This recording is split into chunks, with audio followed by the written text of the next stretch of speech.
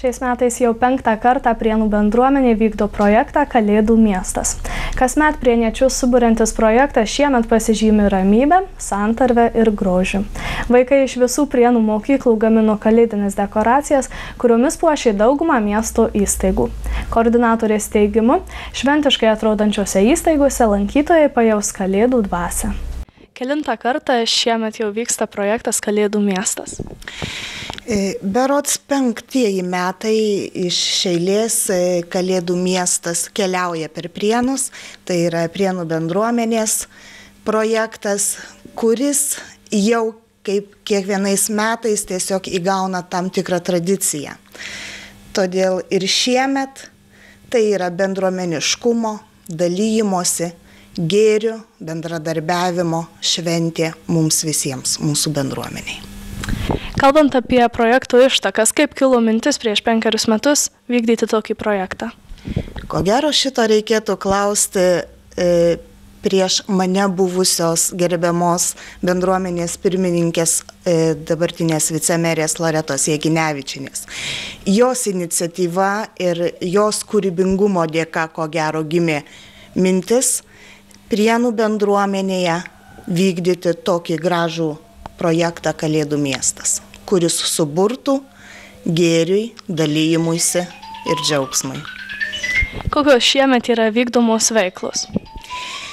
Kaip ir kiekvienais metais, kiekviena ugdymo įstaiga stengiasi būti savo gėriu ir savo darbeliais geri kitiems. Todėl pagal tradiciją kiekviena ugdymo įstaiga turi savo įstaigas, viešasias erdves, kurias puošia Kalėdų miesto metu. Ir tai džiugina ne tik tas įstaigas, į kurias ateina vaikų darbai, vaikų šypsenos, vaikų geri siekiai ir ketinimai, bet džiugina ir kiekvieno tos įstaigos kliento, lankytojo širdis. Kuo šiemet Prienuose Kalėdų miestas skiriasi nuo praėjusių metų? Galbūt jisai truputėlį yra ramesnis. Ramesnis tuo, kad pirmaisiais metais, kai tik tai mezgėsi ryšiai tarp šitų įstaigų, kurios yra puošiamos, tai ko gero reikėjo daugiau susipažinti. Todėl Kalėdinis miestas, tos parodos, piešinių, mokinių darbų, jos buvo daugiau viešinamos, daugiau rengiami parodų atidarymai.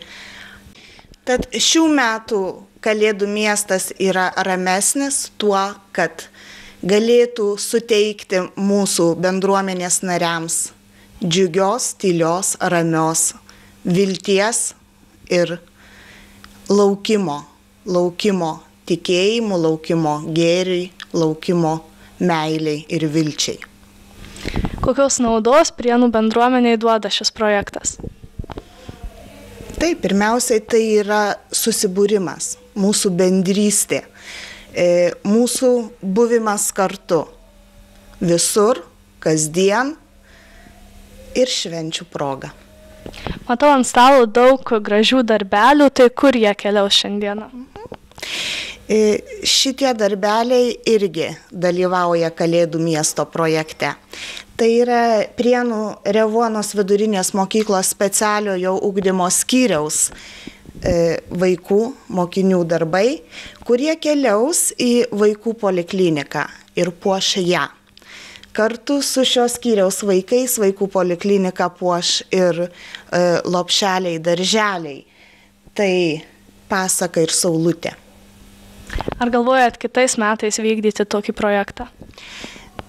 Manau, tokio gražaus bendradarbiavimo ir tokio gražaus pasidalymo tuo, kuo galiu, kuo moku, ką moku parodyti, kuo moku pradžiuginti, negalima nutraukti. Jisai bus.